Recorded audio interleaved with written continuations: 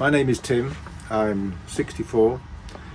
Been here now 41 years. I live in Orpington, which is southeast London, so I commute in from there each day.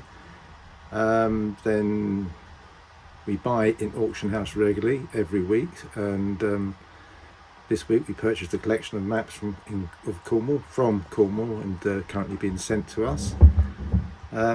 Primary interest in the business is, from a personal perspective, is my interest in history. So the size of London over 200 years ago was a lot smaller than it is today. And what's interesting when you look at a map like this is what's not there.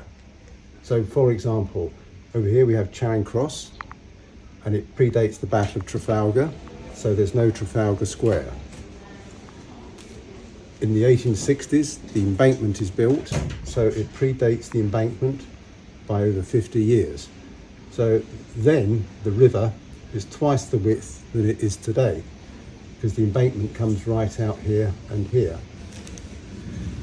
Another example of changes that have happened over the past 200 years is if we come from what is now Trafalgar Square along Whitehall, and part of the way along the road splits in two.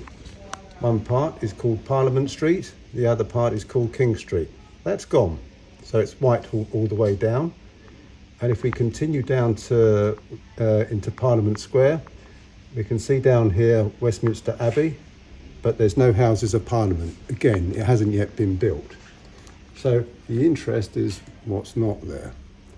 There's no railway stations because there's no railway lines. That's not been invented yet. And if we follow the river along, we have Westminster Bridge. There's no Waterloo Bridge. Again, that's not been built. We have Blackfriars and London Bridge. So at that point in history, there is only 3 bridges over the river in the City of London. If we look at St James's Park here, it says Queen's Palace. Later it's changed to Buckingham Palace. And over to the west here, we have Park Lane, Hyde Park, but in the west, London stops. That's the furthest where London went to the west in 1799. And we can see up here in the north, London starts to peter out just north of where the British Museum is. In the east, we have the Tower of London, but again, the city doesn't extend much further east of there. So relatively, London was very small at that point in history.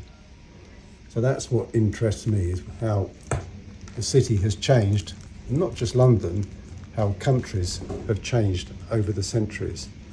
Some countries disappear, they come and they go. And you see that in recent history as well, with new countries and conflicts that occur in countries, because throughout history there has been that friction between different cultures within that area.